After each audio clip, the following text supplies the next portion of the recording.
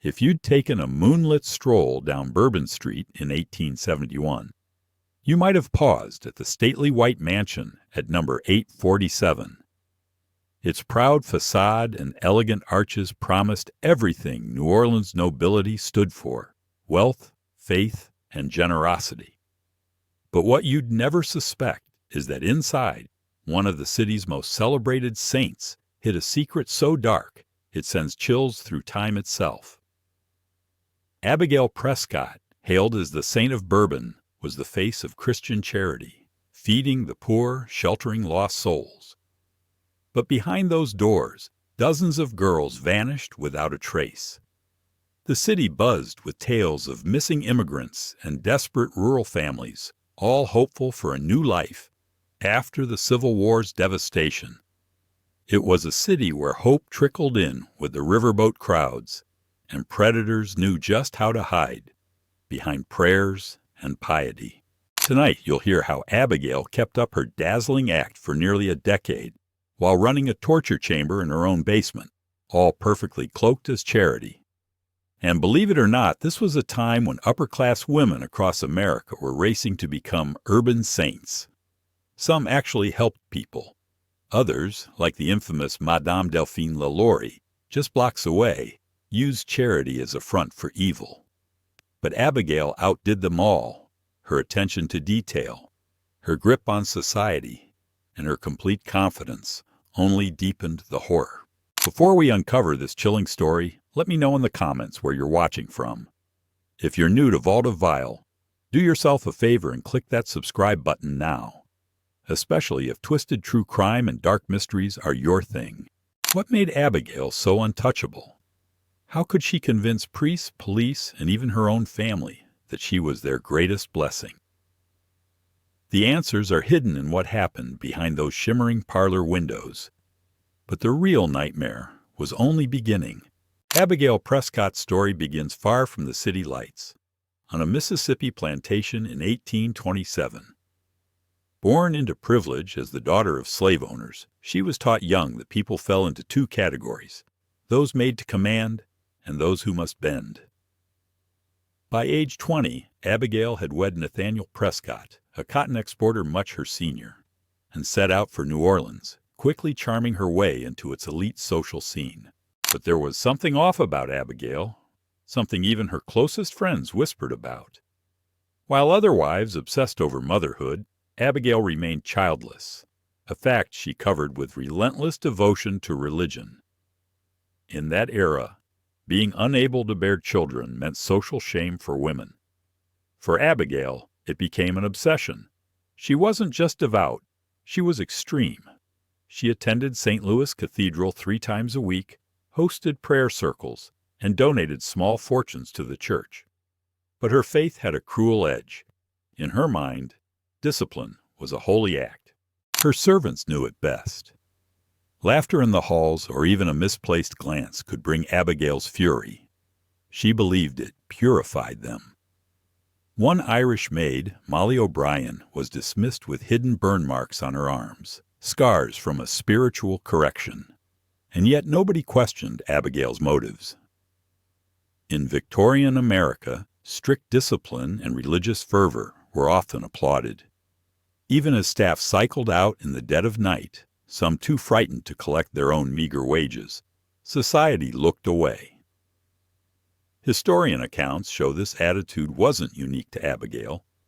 Across the country, women like her were hiding mental illness or cruelty behind a pious front, as long as they donated to their church and kept up the right appearances. What do you think drives someone to twist faith into justification for cruelty? Is it upbringing, trauma, or just the freedom that absolute power brings? Share your theory in the comments. But what really happened behind those mansion walls, especially in that forbidden basement, would leave even Abigail's most loyal supporters stunned. Trust me, the truth is darker than rumor ever dared to guess. When Nathaniel Prescott died in December 1869, everyone believed it was a simple heart attack. But what the city didn't know was that his final months were haunted by fear. Fear of what he'd found lurking beneath his own home. With Nathaniel gone, Abigail inherited everything: a fortune, plantations, and the opulent Bourbon Street mansion. Now a wealthy widow at 42, she doubled down on her image as the city's leading benefactor. Just 2 weeks after Nathaniel's funeral, Abigail stunned St. Louis Cathedral's priest with an ambitious offer. She'd personally save and house poor, at-risk girls who flooded into New Orleans. The priest, moved by her generosity, blessed the program without hesitation. But this so-called charity was a trap. Abigail had spent months combing scripture, twisting verses to justify her need for control. She hired agents to comb through Louisiana and Mississippi, fishing for families desperate enough to give up their daughters, promising jobs and religious education. This scheme echoed a troubling trend in post-war America. Rescue homes popped up in big cities, run by reformers who claimed to save fallen women. But sometimes abuse flourished behind those closed doors. The infamous Orphan Train program, meant to give orphans new lives, led countless kids to vanishing and abuse. Abigail's operation was calculated. Her agents focused on orphans and girls no one would miss. For a while, her reputation soared. Neighbors saw Abigail mentoring fresh-faced girls in her garden. The church praised her work. But something was off. These girls never ran errands, never went to market, never attended church. When questioned, Abigail claimed they were on an intensive spiritual retreat. In reality, their isolation was total. Would you have trusted your daughter to a late-night charity in those days? Drop your answer below. And if these twists are shocking you so far, smash that like button to support stories that dig beneath the surface. Before we dig into the basement's horrors, ask yourself, how well do you really know the saints in your own community? The answer, as you'll see, is often chilling. Martha Lee, the mansion's longtime housekeeper, was the only servant Abigail kept after her husband's death. Martha, 58, widowed, and with nowhere else to go, became both witness and unwilling accomplice to the darkness below. From the outside, Abigail seemed to live an ordinary, perhaps even admirable life, hosting teas, leading prayer sessions, greeting visitors with smiles. But Martha saw what others didn't. Meals for the girls were meager rations delivered to the basement. Fasting portions, Abigail called them. Each week, Martha scrubbed blood from linens and noticed new locks being installed on cellar doors. Terrified and trapped, Martha's world shrank. Abigail forbade her from leaving the property except for tightly supervised errands. If Martha wavered, Abigail would remind her, any betrayal would be punished, by her, but also by God. Sometimes Abigail even forced Martha to look at her stockpile of twisted tools, branding irons etched with crosses, piano wire lashes, cruelly sharpened needles, explaining their holy uses for traitors. Psychologists today call this kind of manipulation coercive control, where abusers isolate and break down their victims until resistance seems impossible. It's not so different from the famous Milgram experiment, where ordinary people were persuaded to hurt others just because they believed an authority figure demanded it. History is full of cases where bystanders, or even helpers, were pulled into atrocity through fear and gradual compromise. Martha, numbed by guilt and fear, took to drinking rum in secret, praying for either courage or oblivion. She sometimes thought about running or even ending her life, but Abigail had twisted her faith so much Martha believed escape itself would be a sin. Her complicity didn't start overnight. It was built, one small surrender at a time. What would you do if you were in Martha's place? Do you feel sympathy for her, or do you think she bears some responsibility? Let us know in the comments. Your take matters. But the deepest horror of the Prescott house was not in the parlor or the kitchen. The basement itself was about to reveal its secrets and change lives forever. Down in the bowels of 847 Bourbon Street, Abigail built her so-called sanctuary of divine purification. What had once been the wine cellar was now a set of grim chambers, each stage designed for her unholy ritual. First came the chapel of preparation. Here, newly arrived girls would kneel for hours on rough stone floors, surrounded by walls covered in crucifixes and images of martyrdom. Candles flickered night and day, their shadows twisting with every sob. It started with sensory deprivation, almost total darkness, silence broken only by Abigail's droning prayers and distorted hymns. These were not Catholic prayers as the Church knew them. These were her own twisted blend, designed to make the girls question reality itself. Sleep was rationed. Food was little more than stale bread. Abigail believed weakening the body would strengthen the soul, but really it made the girls easier to control. Then she ratcheted up the psychological torture. In the confessional of truth, every sin was catalogued. Every girl shamed and punished for offenses as minor as asking for a second piece of bread or crying. Abigail alternated cruelty with feigned moments of kindness, sometimes offering a warm meal or gentle word, only to double down with new punishments. Her goal was to break their will, then rebuild them as devoted followers, grateful for redemption.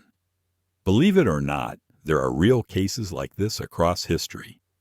From the Ant Hill Kids cult in Canada to the so-called Holy Hell spiritual commune in recent decades, abusers have used religion to brainwash and isolate their victims, even getting some to thank them for their pain. Martha Lee, still gripped by her own fear, was forced to help, bringing food, cleaning up, even holding down terrified girls as Abigail applied hot irons or scarring whips made from piano wire. Some victims, warped by endless rituals and starvation, came to see Abigail as a savior. Their letters home, dictated by Abigail herself, read like hymns of gratitude. If this story is giving you chills, share it with a friend who loves mysteries this dark. And before we go any further, make sure you're subscribed to Vault of Vile. There are stories still ahead even more disturbing than you think. So many victims, so many secrets. And yet, outside, the city cheered Abigail on, totally blind to the suffering just below their feet. But one person was about to change everything.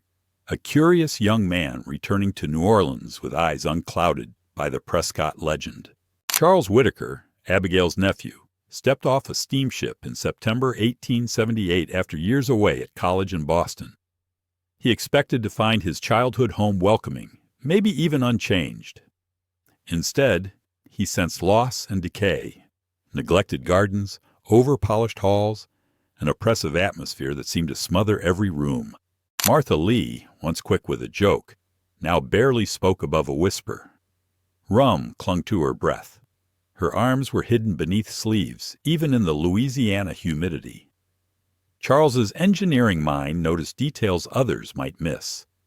Regular receipts for large quantities of quicklime, peculiar medical supplies, locks and construction materials never used upstairs. Meals for just 3 people, but food orders fit for a house of 10. And everywhere he looked, he saw his aunt, Abigail, more pious and intense than ever, boasting about her latest charity rescues. If you were Charles, would you have investigated or walked away? Let us know in the comments. Sometimes family can blind us to the truth, but sometimes it's the outsider who spots what no one else sees. The clues built up. Handwritten letters from dozens of grateful girls looked suspiciously alike. Martha flinched at the sound of Abigail's voice. She drank like a person trying to forget rather than celebrate. Charles tried to talk to her, but the terror in her eyes warned him to tread carefully. One night, woken by unfamiliar noises, Charles watched Martha sneak outside to the well, burning blood-soaked cloths and whispering desperate prayers into the dark.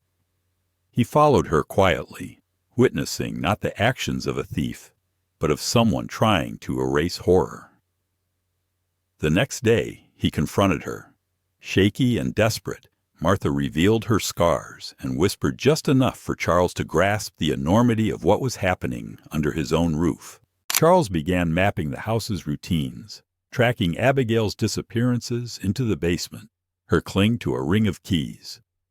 He documented everything in private notes, searching for proof no one could ignore. But it was all whispers and suspicion, until the night Abigail left for Baton Rouge, and Charles, alone in the house except for Martha, heard screams from below. If you're still watching, don't forget to hit the bell. Next, Charles's investigation will rip the lid off the Prescott legend once and for all. That night, with Abigail away, Charles made his move. He waited until the house was silent, then, using a hidden spare key from his uncle's old stash, crept down the basement stairs. The smell hit him first: rot, iron, incense. By flickering candlelight, he saw things no living soul should witness. The chapel walls were covered in dried blood. Iron chains hung slack, bits of torn fabric and tangled hair caught in their clasps. But the real horror waited in the next chamber. 2 young women, barely conscious, chained together, bones sharp beneath bruised and infected skin. The eldest croaked a plea. "Please, I'll be good. Don't let her hurt me again." She didn't even know Charles wasn't Abigail. He unshackled them, learning their names: Sarah Dubois, 17, and Emma Russo, 15, both drawn to New Orleans by the same opportunity Abigail offered others. Sarah's back was lacerated with branded scars, words and symbols burned in, a gruesome testament to her months below ground. The basement walls were scrawled in blood and grime. Some lines begged for their mothers. Others recited prayers twisted into despair. Some even thanked Abigail for saving them. Charles carried Emma upstairs, bringing both survivors to Martha, who broke down sobbing. In a moment of courage, Martha confessed everything: her forced participation, her shame, and her terror at Abigail's threats. She showed Charles Abigail's meticulous records: names, dates, punishments, verses, all proof enough to damn the saint for good. He returned to the basement to gather more evidence: ledgers of torture, practice sheets for forging letters, even a garden map marking purified angels' graves. That night, Charles realized why no families ever came to claim the missing. Abigail sent them false hope, year after year. Ever read about a case this chilling from your own city's past? Are there stories of haunted houses or vanished people where you live? Let us know in the comments. If you're still with us, hit the notification bell, because what happened after Charles brought the proof to light would make headlines around the world. The next morning, Charles brought Sarah, still barely recovered, to Father Francois Dubois, carrying Abigail's damning notebooks as evidence. At first, both the priest and Captain James Morrison of the New Orleans police were incredulous. How could the city's beloved benefactor be behind such horrors? But Sarah's testimony, raw and detailed, broke through their disbelief. She explained how Abigail twisted Bible verses, how pain was preached as salvation, and how the fake letters home kept hope alive for families who'd never see their daughters again. Moved by Sarah's words and the undeniable documents, the authorities acted. Carefully, they searched the Bourbon Street property. What they found confirmed every accusation: the torture chambers, the grave map, and the remains of 23 young women, all showing signs of prolonged torment. In case after case, the coroner, Dr. Henri Bogard, saw evidence of branding, starvation, and wounds no child should ever know. Abigail's arrest sent shockwaves through New Orleans. When police finally confronted her, she showed no fear, only confusion. "You don't understand," she told officers calmly. "I was saving souls. God gave me this mission." Even in chains, she smiled serenely at her survivors, claiming their suffering would bring them to heaven. The trial exploded into national news. Newspapers called her the diabolic saint of Bourbon Street. The courtroom brimmed with onlookers desperate to see the infamous benefactor unmasked. Testimonies from Sarah, Emma, and Martha Lee left no heart untouched. The prosecutor displayed chilling records, Abigail's careful notes declaring, "The Lord works through me," beside detailed methods of torture. Abigail's lawyer pushed for an insanity defense, highlighting her religious mania and ritual self-punishments. Alienist Dr. Raymond Bradford agreed. Abigail truly believed her acts were righteous. Still, her composure in court, serenely quoting scripture, stating, "I love these girls enough to save them," was more unsettling than any mad outburst. Public outrage swelled at the verdict. Guilty on all counts, but only 20 years in prison, not death. Protests erupted, survivors and families demanding harsher justice. Some even feared others could still be hiding similar crimes behind charity. Was justice served? Did society finally learn to look beneath the surface of saintly reputations? Share your thoughts below and show your support for victims' voices by liking this video. But Abigail Prescott's legacy didn't die with the trial. In some ways, the true haunting was only just beginning. Abigail Prescott spent her final days in Louisiana State Penitentiary, still convinced she was a chosen martyr rather than a murderer. She wrote letters to bishops across the country, pleading her case. None of them ever replied. Isolated from other inmates for their safety, she still tried to convert guards and prisoners, even offering spiritual purification in exchange for loyalty. Some say she inflicted wounds on herself as penance, just as she once did to others. Less than 3 years after her sentencing, Abigail was found dead in her cell. Officially, it was heart failure, but gossip in the prison claimed another inmate learned the truth about her crimes and decided to avenge the lost girls. She died at 56, never wavering in her belief that she'd acted for God. The Prescott mansion, already infamous, sat vacant and decaying before its demolition in 1901. Local families avoided the land for decades, spooked by tales of cries at night and shadows flitting through empty halls. Even the hotel eventually built on its foundation gained a reputation. Guests and staff alike reported crying from the basement, ghostly girls in old-fashioned dresses, and a heaviness few could explain. New Orleans, after all, is a city that absorbs the past deeply, especially when its wounds cut this deep. For the survivors, life could never return to normal. Sarah Dubois, after years of struggle, became an advocate for trauma victims, warning children and families about blind trust in powerful people. Emma Russo never fully recovered, passing away young from complications tied to her ordeal. Martha Lee withdrew from the world, spending her last years in prayer and charity at a convent, consumed by the quest for forgiveness. Charles Whitaker, haunted by what he'd uncovered, dedicated his inheritance to helping victims of violence, using wealth meant for cruelty to build something good.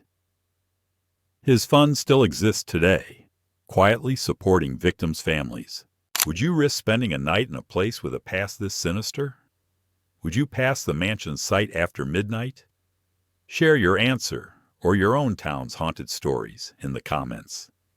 If this saga left you reeling, don't forget to subscribe and let us know which part disturbed you most. Every city hides secrets, but the story of Abigail Prescott warns that evil can wear the gentlest mask. Stay vigilant and remember, sometimes the most dangerous monsters are the ones we trust the most.